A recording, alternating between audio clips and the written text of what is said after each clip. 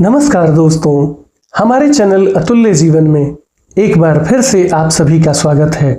यूँ तो हर बार हमारी यही कोशिश होती है कि हम एक से बढ़कर एक ज्ञानवर्धक वीडियो लेकर नियमित रूप से आप सबकी सेवा में उपस्थित होते रहें, क्योंकि हमारा मानना है कि ज्ञान वो दिव्य आँख है जो विषम परिस्थितियों में भी हमारा मार्गदर्शन करता है तथा हमारे सभी संशयों का नाश कर हमें सदैव आगे बढ़ने के लिए प्रेरित करता है। इसलिए आप सभी से निवेदन है कि इस वीडियो को अंत तक अवश्य देखें ताकि आप सबको इसका वास्तविक आशय समझ आ सके। और अब आप सबका और ज़्यादा समय ना लेते हुए आइए इस वीडियो को शुरू करते हैं। बहुत समय पहले की बात है। एक बार एक साधु यात्रा पर निकला हुआ था। रात हो जाने पर वह एक गांव में आनंद नाम के व्यक्ति के दरवाजे पर रुका। आनंद ने साधु की खूब सेवा की। दूसरे दिन आनंद ने साधु को ढेर सारे उपहार देकर विदा किया। साधु ने आनंद के लिए प्रार्थना की, ईश्वर करे तुम दिनों दिन इसी प्रकार से बढ़ते रहो। साधु की बात सुनकर आनंद जोर से हंस पड़ा और बोला, अरे महात्मा जी, जो है यह भी तो नहीं रहने वाला। साधु आनंद की ओर देखता रह गया और वहां से चला गया। 2-3 साल बीत गए। एक दिन फिर वही साधु आनंद के घर गया और देखा कि आनंद का सारा वैभव समाप्त हो चुका है। पता चला कि आनंद अब बगल के गांव में एक जमींदार के यहाँ नौकरी करता है। फिर क्या था, साधु आनंद से मिलने बगल के गांव जा पहुंचा। वहां पहुंचकर जब वह आनंद से मिला तो उसने पूछा कि अरे आनंद, ये क्या हो गया, कैसे हो गया यह सब कुछ। आनंद फिर मुस्कुराया और कहा, महाराज, मैंने कहा था ना कि जो कुछ भी है वो कहाँ रहने वाला है। पर साधु को आनंद की बात समझ नहीं आई और साधु एकटक आनंद को देखता रह गया। फिर आनंद ने साधु का ध्यान अपनी ओर आकृष्ट करते हुए कहा, महाराज, गरीब को सेवा का अवसर नहीं देंगे। फिर क्या था, साधु ने कहा, हाँ हाँ आनंद, चलो, कहाँ चलना है। फिर आनंद उन साधु महाराज को अपनी कुटिया में ले गया और वहां पर फटी हुई चटाई बिछाया तथा खाने के लिए रूखी सूखी रोटी परोस दी। दूसरे दिन जाते समय आनंद की स्थिति देखकर साधु की आंखों में आंसू छलक आए। साधु कहने लगा, हे भगवान, ये क्या किया आपने। साधु की बात सुनकर आनंद फिर से हंस पड़ा और बोला, महाराज, आप क्यों दुखी हो रहे हैं, आप तो तत्वज्ञानी है ना। महापुरुषों ने कहा है कि भगवान इंसान को जिस हाल में रखे, इंसान को उसका धन्यवाद करके खुश रहना चाहिए। समय सदा बदलता रहता है। और हाँ, सुनिए महाराज, आज जो कुछ भी है ना वो भी रहने वाला नहीं है। बहुत जल्दी ये सब कुछ भी चला जाएगा। पर साधु को आनंद की बात कहाँ समझ में आने वाली थी। साधु आनंद की ओर देखते हुए अपने रास्ते चलता चला गया तथा मन ही मन सोचने लगा, मैं तो केवल अपने वेश से साधु हूं, परंतु सच्चा साधु तो आनंद ही है। और पूरे रास्ते आनंद के बारे में सोचते साधु अपने नगर को चला गया। कुछ वर्ष बाद साधु फिर यात्रा पर निकला और आनंद से मिलने आ पहुंचा। आनंद के यहाँ आने के बाद उसकी खुशी का ठिकाना नहीं रहा, क्योंकि अब आनंद तो जमींदारों का भी जमींदार बन गया था। पता चला कि जिस जमींदार के यहाँ आनंद नौकरी करता था उसकी कोई संतान नहीं थी। इसलिए मरते समय उसने अपनी सारी जायदाद आनंद के नाम कर दी थी। साधु ने प्रसन्नता पूर्वक आनंद से कहा, अच्छा हुआ वो जमाना गुजर गया, ईश्वर करे अब तू इसी प्रकार रहे।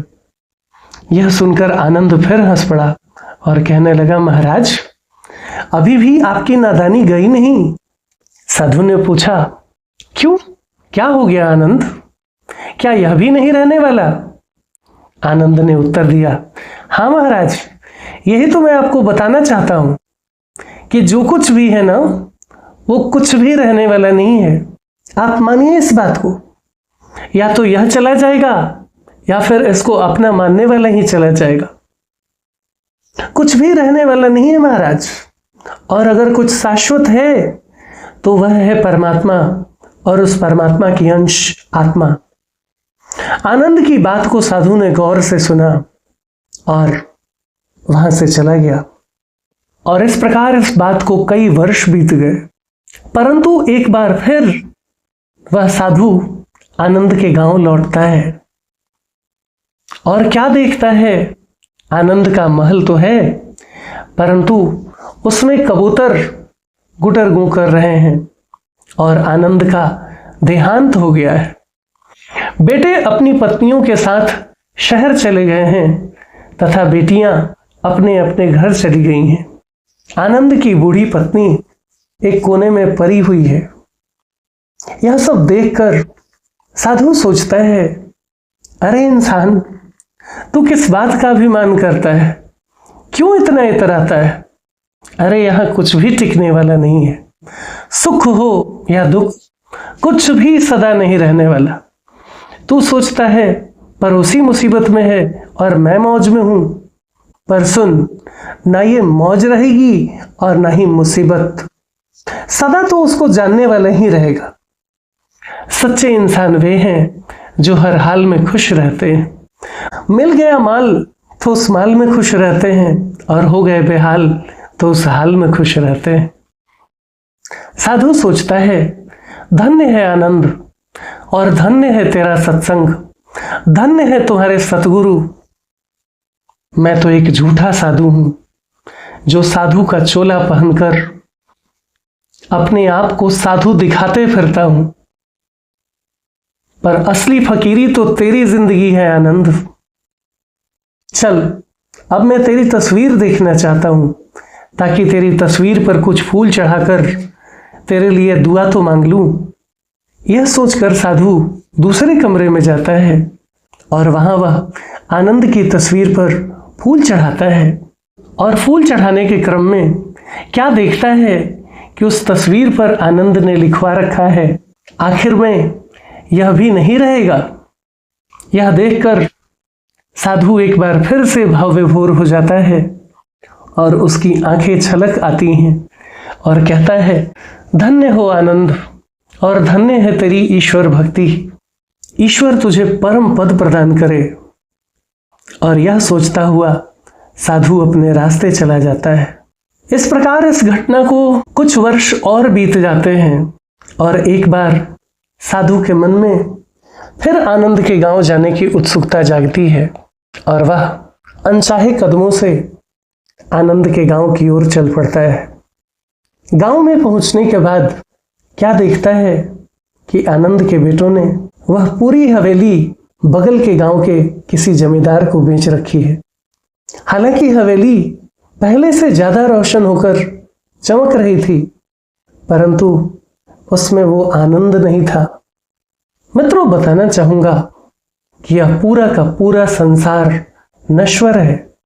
यहां कुछ भी नहीं रहने वाला, यहां सब कुछ नष्ट होना है।